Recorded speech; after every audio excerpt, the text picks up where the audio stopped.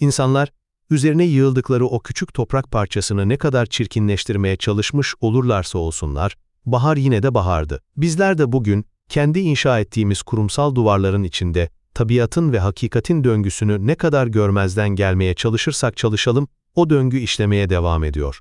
Tolstoy'un son büyük romanı Diriliş, tam da bu duvarların içinde başlar, bir hapishanede. Ama bu kitap, bir hapishane veya mahkeme hikayesi değil. Bu kitap, o hapishaneyi ve o mahkemeyi mümkün kılan zihinsel ve ahlaki yapının röntgenini çekme iddiası. Roman, bir prensin jüri üyesi olarak katıldığı bir duruşmada, yıllar önce baştan çıkarıp terk ettiği ve hayatının mahvolmasına sebep olduğu bir kadını, Katerina Maslova'yı sanık sandalyesinde görmesiyle ateşlenir. Prens Nekhludoff, bu şokla birlikte bir vicdan krizine girer ve kadını kurtarmak için her şeyi yapmaya karar verir. Ama Tolstoy'un derdi, bu kişisel kurtuluş hikayesi üzerinden çok daha büyük bir soruyu sormaktır. Adalet adını verdiğimiz yapı, adaleti sağlamak için mi vardır, yoksa adaletsizliği meşrulaştırmak için mi? Bu roman Tolstoy'un hayatının son döneminde, artık bir romancıdan çok bir ahlak filozofu, bir Hristiyan anarşisti olduğu bir zamanda yazıldı. Sanatın estetik kaygılarından sıyrılıp doğrudan bir mesaj verme, bir hakikati haykırma aracı olarak görüldüğü bir dönemin ürünü. Tolstoy için artık mesele güzel bir hikaye anlatmak değil, ruhlarımızı sarsarak bizi bir uyanışa, yani bir dirilişe davet etmektir. Bu yüzden roman, edebi bir zevkten çok, ahlaki bir yüzleşme sunar. Peki, adalet dediğimiz şeyin bir tiyatrodan ibaret olduğunu hiç düşündünüz mü? Tolstoy, bizi tam olarak bu düşünceyle yüzleşmeye zorluyor. Romanın büyük bir kısmı mahkeme salonlarında, savcılık ofislerinde ve senatoda geçer. Ama Tolstoy bize asla adaletin görkemli yüzünü göstermez. Aksine, perdenin arkasına sızarız. Gördüğümüz şey şudur: yargıçlar, savcılar, avukatlar, hiçbiri aslında hakikatin peşinde değildir. Biri bir gece önceki içki partisinin baş ağrısını çekmektedir. Diğeri karısıyla yaptığı tatsız bir kahvaltının gerginliği içindedir. Bir başkası kariyerinde yükselebilmek için ne kadar çok kişiye ceza verdirirse o kadar iyi olacağını hesaplar. Duruşmalar, metresleriyle buluşma saatlerine göre ayarlanır. İnsanların hayatları, kaderleri, Sibirya'ya sürgüne gönderilip gönderilmeyecekleri, bu küçük bencil gündelik dertlerin ve hesapların arasında birer teknik detaya dönüşür. Mahkeme salonunun duvarlarındaki ikonalar, imparator portreleri, edilen yeminler, hepsi bu ahlaki boşluğu gizlemek için tasarlanmış birer dekordur.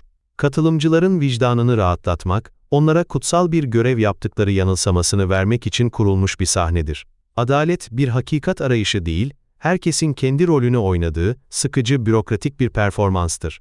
Eğer sistemin kendisi böyle bir ahlaki çürüme içindeyse, birey bu çarkların arasında nasıl sağlam kalabilir? Ya da daha doğrusu nasıl yoldan çıkar? Tolstoy, Nekhludoff'un geçmişine dönerek bize bir ahlaki çöküşün anatomisini sunar. Gençliğinde Nekhludov, toprağın özel mülkiyet olmasının adaletsizliğine inanan, köylülere topraklarını dağıtmayı düşünen, ruhani bir aşkla dolu, idealist bir gençtir.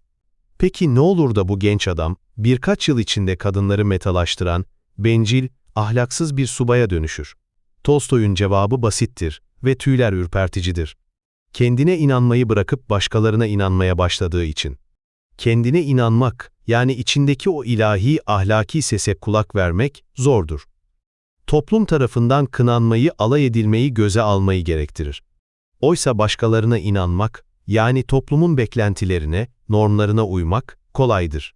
Özellikle ordu gibi kurumlar, bireyi sistematik olarak yozlaştırmak için tasarlanmıştır. Size keyfi bir güç verir, sizi boş zamanla ve parayla şımartır ve evrensel insani görevlerin yerine, şeref, üniforma onuru gibi yapay kodlar koyar. Böylece içindeki, hayvani benlik güçlenir, ruhani benlik ise uykuya dalar. Nekhludov, masum bir kıza duyduğu saf sevgiyi, sırf çevresindeki diğer subaylar öyle yaptığı için, şehvetli bir ava dönüştürür.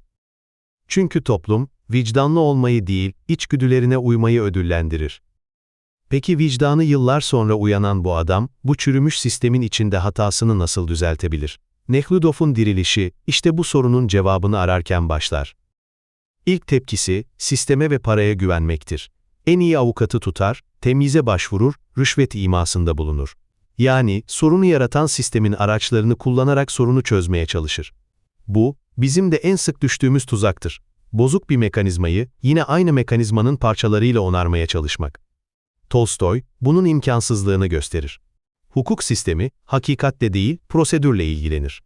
Bir jürinin yaptığı küçük bir semantik hata, bir insanın hayatını kaydırır ve sistemin geri kalanı, bu teknik hatayı düzeltmekle uğraşmayı bir angarya olarak görür. Nekludov'un ikinci hamlesi daha kişiseldir. Maslow'a evlenme teklif eder. Bu, vicdanını rahatlatmak için yapacağı nihai fedakarlıktır. Ama Maslow'a, bu teklifi reddeder. Çünkü Nekludov'un onu bir kez daha kullandığını sezer. Eskiden bedenini kendi zevki için kullanmıştı, şimdi ise ruhunu kendi ahlaki kurtuluşu için kullanmak istiyordu. Bu red, romanın en can alıcı anlarından biridir. Çünkü bize şunu gösterir: gerçek kefaret, tek taraflı bir fedakarlık eylemi değildir. Başkasının hayatını mahvettiğinizde, o hayat üzerinde artık bir hak iddia edemezsiniz. Ne kurtarıcı ne de koca olarak. Adaletsizliğin telafisi, kurbanı bir kez daha kendi ahlaki projemizin nesnesi haline getirmek olamaz. Bu noktada Nekludov, sarsıcı bir aydınlanma yaşar. Peki gerçek suçlu kimdir? Tolstoy, romanın son 1/3'inde bu soruyu köküne kadar deşer. Nekludov, Sibirya'ya giden sürgün kafilesini takip ederken, hapishanelerdeki insanlarla tanışır. Ve fark eder ki, bu insanların çoğu, toplumun suçlu dediği kişiler değildir. Biri, pasaportu yandığı için aylardır yasadışı bir şekilde alıkonulan bir köylüdür. Diğeri, zengin bir tüccarın rüşvetle yırttığı bir suçtan dolayı hapse atılmış masum bir adamdır. Bir grup, sadece İncil'i devletin istediği gibi değil kendi anladıkları gibi okudukları için tehlikeli bulunan dindarlardır. Bir başkası, halkın sefaletine isyan ettiği için siyasi suçlu ilan edilen bir gençtir. Ve Nekludov anlar. Hapishaneler, suçluları toplamak için değil sistemin kurbanlarını gözden uzak tutmak için vardır. Asıl suç, bireylerin işlediği küçük hırsızlıklar veya kavgalar değil sistemin kendisidir. Asıl suç, bir avuç insanın milyonlarca dönüm toprağa sahip olup geri kalanını açlığa mahkum etmesidir. Asıl suç, devletin bu toprak mülkiyetini korumak için mahkemeler, polisler ve ordular kurmasıdır. Hukuk, adaleti değil, mülkiyeti ve imtiyazı koruyan bir şiddet aygıtıdır. Bu perspektiften bakınca, hapishanedeki hırsız, onu yoksulluğa iten toprak ağasından daha masumdur. Tolstoy'a göre suçlu ve kurban arasındaki çizgi bulanıklaşmamıştır. Tamamen tersine çevrilmiştir. Tolstoy'un 120 küsur yıl önce yazdığı bu satırların bugünkü dünyamızda yankılanmaması mümkün mü? Bugün de adalet sisteminin zenginler ve güçlüler için farklı, yoksullar ve güçsüzler için farklı işlediğine dair o derin şüpheyi hissetmiyor muyuz? Medyanın önünde birer tiyatroya dönüşen davaları, sonuçtan çok tarafların performansının konuşulduğu o büyük gösterileri izlemiyor muyuz? Kurumların büyük facialar veya haksızlıklar karşısında sorumluluğu nasıl bürokratik labirentlerde erittiğini, kimsenin tek başına suçlu olmadığını söyleyerek, aslında sistemin kendisini nasıl akladığını görmüyor muyuz? Bir gencin idealizminin, kariyer basamaklarını tırmanırken, hayatın gerçekleri denen o acımasız çarkın içinde, nasıl yavaş yavaş pragmatizme ve sinizme dönüştüğünü kendi hayatlarımızda veya çevremizde gözlemlemiyor muyuz? Ve en önemlisi, bir hatayı telafi etmenin, bir özrün samimi bir pişmanlığın ne anlama geldiği üzerine kafa yormuyor muyuz? Diriliş, tüm bu soruları kişisel bir vicdan azabının en mahrem anlarından, devlet aygıtının en soyut ve acımasız katmanlarına kadar taşıyarak, bizi kendi adalet duygumuzu ve ahlaki duruşumuzu sorgulamaya itiyor.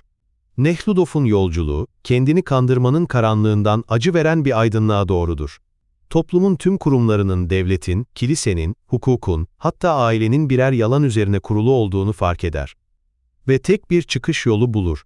Tüm bu kurumları reddetmek ve hayatını sadece ve sadece İsa'nın dağdaki vaazda belirttiği basit ilkelere göre yaşamak. Affetmek, yargılamamak, şiddete şiddetle karşılık vermemek, mülkiyetten vazgeçmek. Bu, radikal bir netliktir.